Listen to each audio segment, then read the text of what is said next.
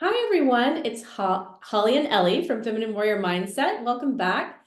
If for any reason you missed our last few videos about our white paper that we've just launched, today Ellie and I are really excited because in the last video, we outlined the 7 hidden hurdles of why women are not advancing in the tech space and leadership. But today, I'm about to turn it over to Ellie, and she's going to dive into 5 actionable strategies that you and your organization can take to accelerate your female talent pipeline. Yeah, thanks, Holly. So the first strategy, and you mentioned this last time, is around mastering self-doubt for optimal performance. So if you look at any leadership course in tech, you'll see imposter syndrome on the menu.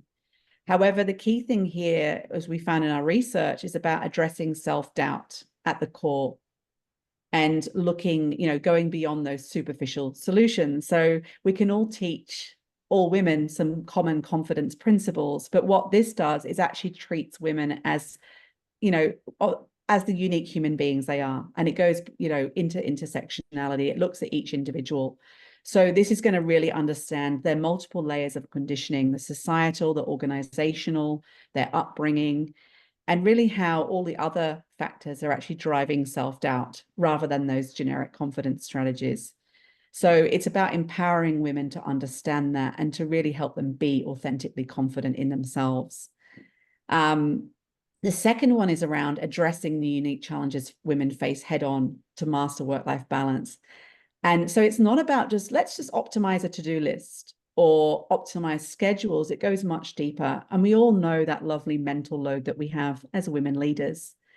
And it's very unique, as I mentioned before, because you've got to pile on all the intersectionality. No women is the same. So it's understanding how that mental load contributes to success. And when we talk about mental load, it's not just the thoughts going through your mind, it's the impact it has on the body. And where we really look at this uniquely is addressing neuroscience. What is that mind-body connection, and how do you really start to understand that conditioning, and what is the behavior change, and what are the unique things that you can do to address it? And I think that's the key. We're not just looking at superficiality, we're really looking at that integration and helping people be more integrated and confident and mastering that self-doubt. And this kind of brings us into kind of the third strategy on our list, which is around unpacking those purposeful pathways for success. So if we think about when you've mastered self-doubt, you've addressed unique challenges, you've got more clarity in where you want to go because you're clear on who you are and what your unique challenges are and what the unique opportunities are. The second thing is around the confidence. You're going to have a lot more confidence because it's going to be about you and not just about trying to practice other confidence strategies.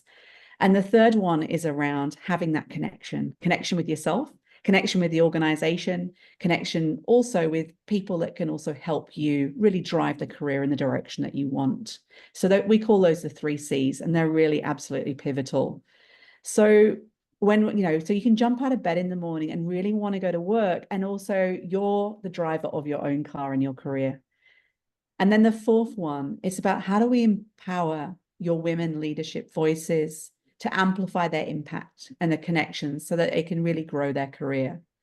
So this isn't just about empowering women to assert their voices and be valued. It's much bigger than that, because if we think back to neuroscience, connecting the mind and body, it's about teaching women the techniques to help them learn how to hold their bodies, manage their stress, access their voice from a much deeper sense of purpose, and do this to, again and again practice so that they can gain the confidence to speak up effectively, so that they're not even thinking about it. It's just a natural part of them. That helps reduce the mental load and really helps them be really effective and really kind of build that underlying culture of belonging.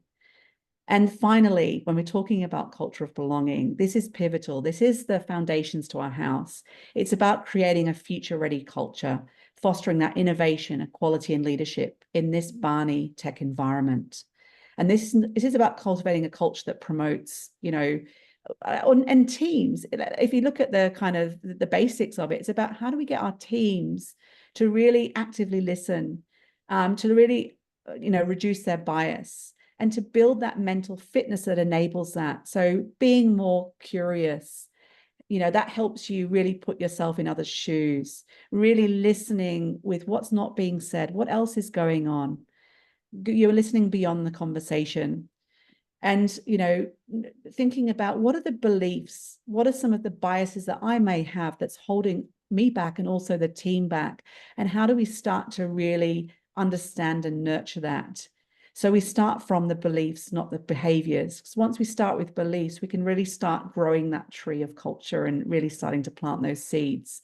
So we're really, really passionate about this, and future fit cultures is absolutely crucial. So Holly, is there anything that I've missed since talking through this Oh, that you want to not at add? all. I just love that you've ended on the roots of also what we care so passionately about, which is creating cultures where everyone can thrive. Yeah, And so please let us know if you would like a copy of this white paper and reach out.